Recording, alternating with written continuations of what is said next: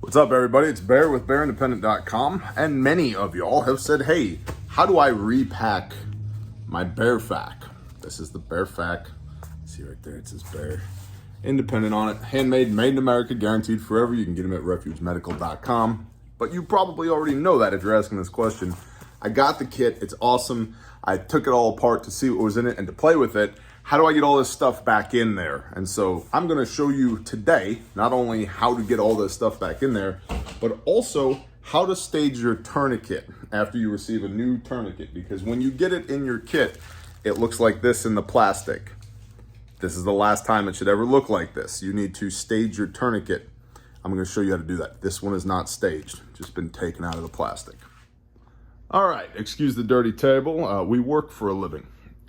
So your kit looks like this. When you get it, you're going to rip this open like so. And then you, of course, have your red pull handle. The inner comes out of the outer. Pop this open, and there's your kit. And this is laid out to work the March algorithm in order of priority. March being massive bleeding, airway, respiratory, circulation, hypothermia, head injury, and then everything else. So the first thing we want is a tourniquet. If you're using this in a tactical environment, you need multiple tourniquets, and your primary tourniquet needs to be outside of your kit in addition to the one that's in your kit. This becomes your secondary tourniquet. You have another tourniquet that you can get at with either hand outside of your kit, okay? But working the March algorithm, our primary concern is going to be massive bleeding. 88 to 90% of preventable deaths are due to massive bleeding. Our primary tools for that is a tourniquet right here, or a pressure bandage right here, along with some type of packing agent. And so we have quick clot rolled gauze here.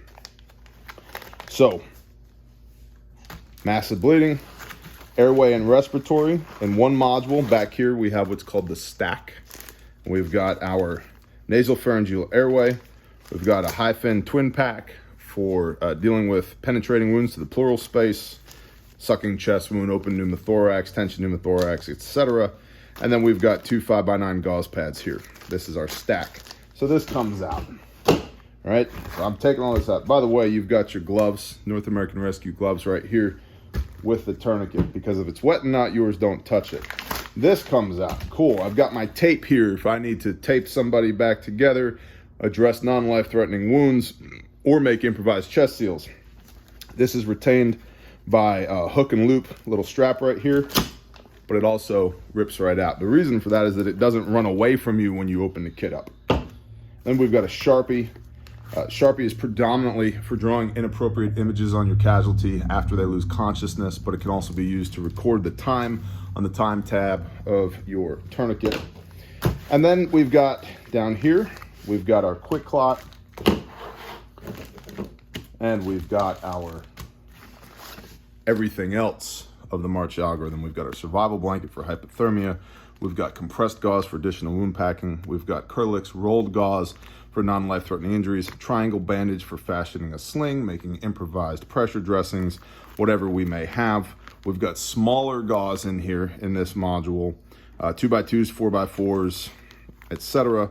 There's fold flat duct tape right here because it sticks to everything, including blood, sweat, and tears. And there are some little disinfectant wipes in here as well in this module. And so notice the prioritization of care. On right here, we have massive bleeding. That's what we got to deal with first. We got to keep the blood inside the body. Our next issue is airway and respiration. We need to make sure that that blood is oxygenated, because blood is an oxygen delivery system. And if you don't get oxygen to your vital internal organs, you will go into shock and die. And we want to keep that from happening. So it's referred to as hemorrhagic shock. Scientific name is hypovolemic shock. We don't want that to happen. And so we have our massive bleeding stuff right here on the front shingle where we can get at it.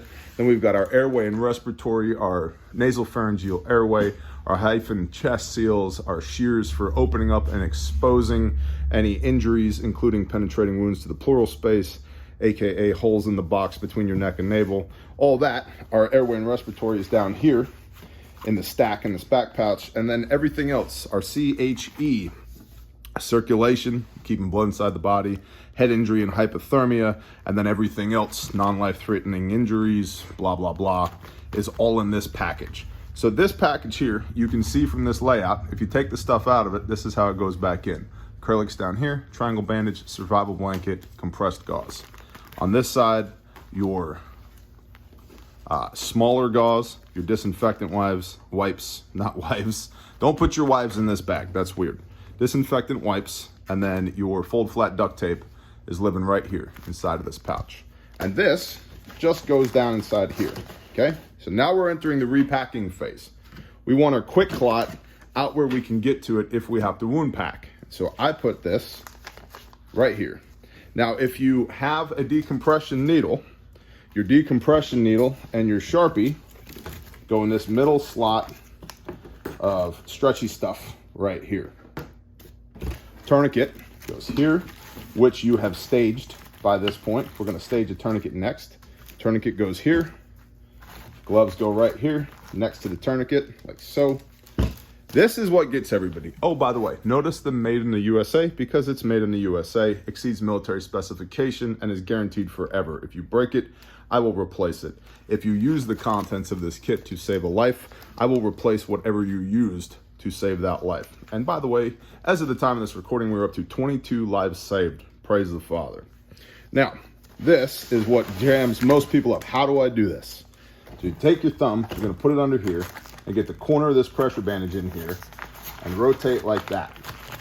Get it in. Then, we're gonna slide this in here, lift the stretchy over, slide this in here, like so. And then we're gonna leave this space flat, because the tape goes here, like so, and the tape is going to occupy this space right here. Makes sense? See, we're about the same length as the tourniquet. Yeah, Bear, it makes sense. All right, good job, everybody. Now we make the stack. We take our high fins, like so. We put our two 5x9s on top of there. Put our airway on top of there. Put our shears on top there like so, and your airway should have Surgilube on the back of it. If for any reason, sometimes this Surgilube comes loose, take a piece of tape and tape the lube to the back of the packaging of the airway, because this will not go in without being lubed. And you can use saliva, you can use blood. Both of those are less than ideal. Just use the surgical lubricant that comes with it. Do not, for any reason, use petroleum-based lubrication, because that will cause an inflammatory response to the nasal cavities, which will cause the airway to constrict and close, which is the opposite of what we're trying to accomplish with the nasal pharyngeal airway. Okay, so high fins, 5x9s, airway, shears. That's the stack, and the stack goes in this pocket back here, like so. I put this in here. We lift here, fold over, pull up on this, boom, packed again. That's how you repackage your BearFAK. Now, we're gonna stage this brand new tourniquet. So after you take your tourniquet out of the wrapper, it's gonna look like this. This is a problem. We want the tourniquet to be able to be used immediately. That's why we're getting a tourniquet for, oh snap, bleeding, right? Lots of blood, arterial bleeding. So we're gonna open this up like this. We're going to undo all that Velcro. We're gonna pull this out, okay? We're gonna stretch this just to make sure that that inner band is good to go. Then we're gonna take our friction buckle. We're gonna pass the inner band back through the friction buckle. We're gonna pull out about 6 to 8 inches. The joke I like to tell in class is, ladies, it's more than you think. Your husband's been lying to you this whole time. You're gonna pull out about yay much. And our little red tab here, we're gonna fold this over like so. The reason we do that is now I don't need fine motor skills in order to rip this tab up on this tourniquet. I can use coarse motor skills because I have a whole big tab to hold on to. So again, I'm going to fold this over, this red tab over like so, about 1.5 inches worth. And then I'm gonna take the remainder, I'm gonna fold the sticky down on the sticky. Can y'all see that? and you can see this is a genuine cat tourniquet, combat application tourniquet from North American Rescue. This is what we use in all of our kits, and the genuine ones will be stamped with this.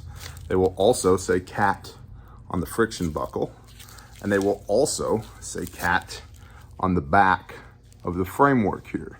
So if yours doesn't say that, you have a Chinese knockoff and it will break. So now we fold over this. It should look like this. Next, we're going to fold up, or in this case, down. By the way, the C-clips on the top here, this is the top of the tourniquet. We'll fold up from the bottom of the tourniquet. So now it should look like this. And then we're going to take this excess on the top and we're going to fold it down across the back like that. The reason for that is Committee on TCCC, which is the Committee for Tactical Combat Casualty Care, has two prime directives when it comes to a tourniquet. It must be able to be applied with one hand, and it has to be at least 1.5 inches wide. This is 1.5 inches wide. And when we stage it this way, remember it was all stuck to itself when we took it out of the package. Watch this. Boom. Now I've got a loop. I can get my arm through the loop, grab my red tab, and pull. Wrap that sucker around, go to work. The last thing we're gonna do is we're gonna take our time tab, we're gonna pull this off, and we're gonna cant it at a 45-degree angle like that. The reason for that is now I have a tab, again, no fine motor skills, coarse motor skills. I have a tab that I can get a hold of. I'm not trying to pick that off with my fingernail under stress. So I'm gonna do that whole thing again because you're probably going, what? What did you do? I'm gonna rewind the video and I don't really know what Bear said. And so, take it, undo it, stretch it. Rah, rah. There we go. Take your buckle, friction buckle, pass the red tab in through the friction buckle, like so. Okay, Bear. Fold this down about 1.5 inches. Like so. Okay, Bear. Pull out 6 to 8 inches or so, like so, and stick this sticky to that sticky. Just fold her down, like so. Everybody tracking? Should look like this at this point. Now, fold at the buckle. Don't fold the buckle underneath. Fold at the buckle. Let me show you that again. Don't fold the buckle underneath the framework. Fold at the buckle. So it should look like that. Now we have our excess up above the top of the tourniquet. Then we fold that excess down like so. Like so. Now this is staged, ready to go. Lastly, we take our time tab, pull this off, and cant it at a 45-degree angle so that with one hand, we can drop it open. Now there are other ways to stage tourniquets, but for self-aid, for using on ourselves, this is how we stage tourniquets. And it will work, stage this way on anybody else as well. So take your cat tourniquet out of your kit and stage it, put it back in the kit like this so that it's ready to go at a moment's notice. So, thank you for coming along for the ride on how do I stage a tourniquet and how do I pack my BearFAK. You can get all this stuff at refugemedical.com. This is a bare minimum. I wonder who came up with that, the bare minimum. This is a Mac 4 mass casualty kit. We have all these lovely colors. If you want a kit, oh look, everybody who's like, we need woodland. Woodland. Ah, I dropped it. Anyway, refugemedical.com. You can use promo code BearNation for free shipping 24/7, 365. Then if you need components, like I need tourniquets, I need gauze. Hey, look, tourniquets, chest seals. Or I need combat gauze. Or I need shears, or I need whatever. We got you. We got you. So find all that at refugemedical.com. We appreciate y'all. Thank you for your support. Shalom and blessings.